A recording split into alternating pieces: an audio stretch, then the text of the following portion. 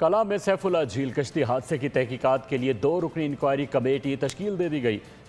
سرکاری اعلامیے کے مطابق کمیٹی حادثے کی وجوہات، کشتی کی حفاظتی انتظامات، لائسنسنگ، ریسکیو آپریشن اور متعلقہ اداروں کے کردار کا جائزہ لے گی۔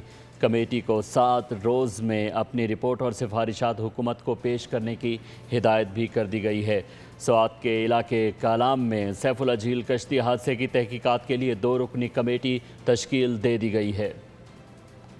کلا میں سیف اللہ جھیل کشتی حادثے کی تحقیقات کے لیے 2 رکنی انکوائری کمیٹی تشکیل دے دی گئی۔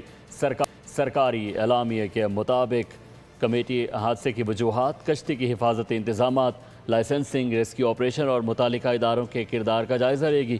کمیٹی کو 7 روز میں اپنی رپورٹ اور سفارشات حکومت کو پیش کرنے کی ہدایت بھی کر دی گئی ہے۔ سوات کے علاقے کالام میں سیف اللہ جھیل کشتی حادثے کی تحقیقات کے لیے 2 رکنی کمیٹی تشکیل دے دی گئی ہے۔